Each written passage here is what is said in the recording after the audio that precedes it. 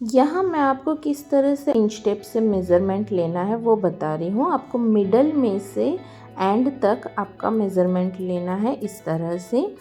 जैसे कि मेरा मेज़रमेंट है 5 इंच का, तो इस तरह से मैंने अपना मेज़रमेंट लेके और अपना एक पैड बना दिया है। यहाँ पे मैंने 2 यार्न लिए हैं क्योंकि मुझे एक्स्ट्रा पैड्स नहीं लगाने थे, तो मुझे थोड़ी थिकनेस चाहिए थी, इसीलिए मैंने 2 यार्न्स यूज़ किए हैं। आप 1 यार्न भी यूज़ कर सकते हो। स्लिप नॉट लगा दी है मैंने और अब मैं चेन फाउंडेशन कर रही हूँ। मैंने अपने 5.5 मेज़रमेंट के हिसाब से 30 चेन्स बनाई हैं। एक्चुअली कप साइज़ 5 इंच है, पर मैंने हाफ इंच ज़्यादा लिया है क्योंकि मेरे पैड्स थोड़े से थिकनेस पे जाएंगे, इसीलिए मैंने उसको हाफ इंच थोड़ा सा ज़्यादा रखा है। ये आप देख सकते हैं 5.5 इंच की मैंने चेन फाउंडेशन कर दिया है। अब मैं इसमें हाफ डबल क्रोशे लेने वाली हूँ, तो फर्स्ट चेन स्किप करके सेकंड चेन में आप हाफ डबल क्रोशे लेना स्टार्ट कीजिए। इस तरह से मैं हर एक चेन में हाफ डबल क्रोशे लेती जाऊंगी। और अगर आप 2 यार्न्स ले रहे हैं तो थोड़ा सा आपको डिफ़िकल्ट होगा यार्न पुलअप में, बट दैट्स फाइन। अब धीरे धीरे आगे बढ़ते जाएंगे और अब हम लास्ट चेन पे मिलेंगे। यहाँ पे आप देख सकते हैं मैंने 1 साइड का हाफ डबल क्रोशे कर दिया है और अब मैं लास्ट चेन पे हूँ। यहाँ पे हम लास्ट चेन में 5 हाफ डबल क्रोशे करने वाले हैं, तो उसमें आप देखिए क्या करना है। ये 1, then this one is second and this one is third. 3 हो गए। अब जो सेकंड वाला था उसमें ये आप पिन लगा दीजिए। ये पिन आपको आगे जाके काम आएगी, वो मैं आपको आगे वीडियो में बताऊंगी। Now take 2 more half double crochet in the same chain. इस तरह से हमने 5 हाफ डबल क्रोशे ले लिए हैं। अब हम आगे बढ़ते हैं दूसरी साइड के हाफ डबल क्रोशे लेने के लिए। तो इस तरह से दूसरी साइड का भी हाफ डबल क्रोशे आप कंप्लीट करके लास्ट में हम मिलते हैं। यहाँ पे मैंने दोनों साइड के हाफ डबल क्रोशे कंप्लीट कर दिए हैं।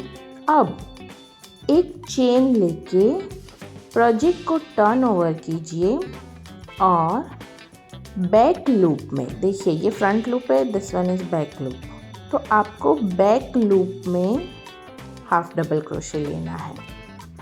दोनों लूप को यूज़ नहीं करना है आपको। बैक साइड की लूप में, चेन के बैक साइड की लूप में आपको हाफ डबल क्रोशे करते जाना है। इस तरह से आप half double crochet back side की लूप में करते जाएंगे और जब हम आगे जहाँ पे हमने पिन लगाई है वहाँ पे पहुँचेंगे तो उसमें क्या करना है वो मैं आपको बताती हूँ। इस तरह से आप 1 बाय 1 बैक लूप में हाफ डबल क्रोशे करते जाइए और लास्ट में हम मिलते हैं।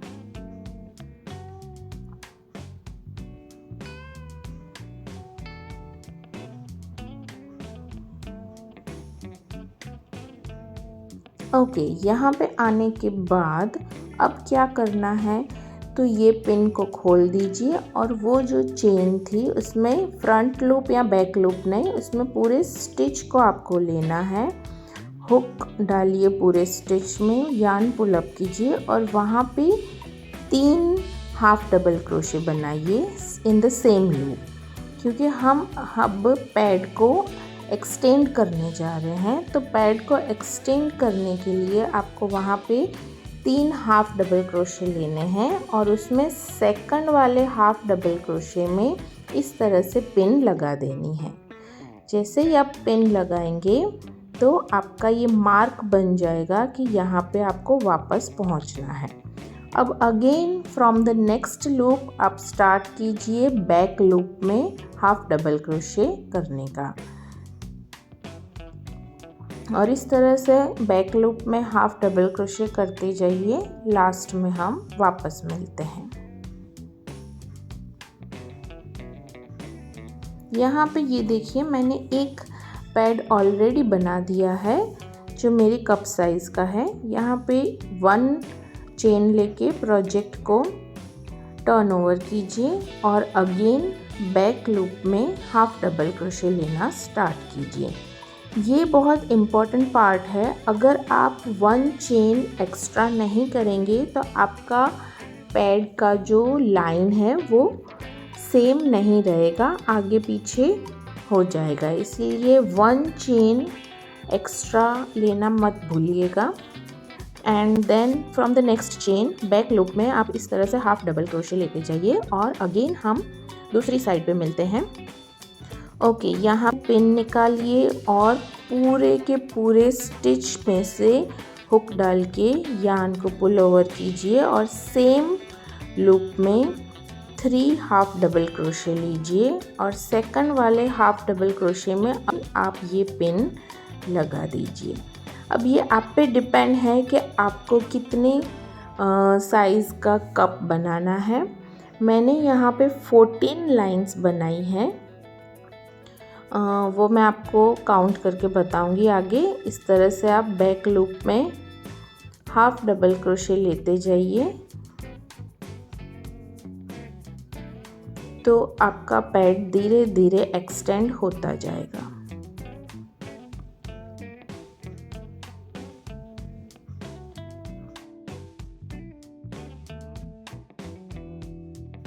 ये देखिए यहाँ पे इस तरह से 1 2 3 4 5 6 7 8 9 10 11 12 13 14।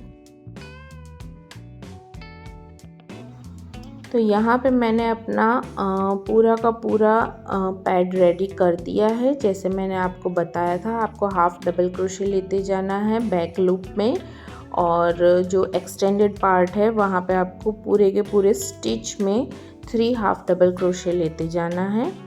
और मोस्ट इम्पॉर्टेंट पार्ट कि जब आप एंड पे आते हैं तो 1 चेन एक्स्ट्रा लेना मत भूलिएगा, नहीं तो आपकी इस तरह से स्ट्रेट लाइन नहीं रहेगी।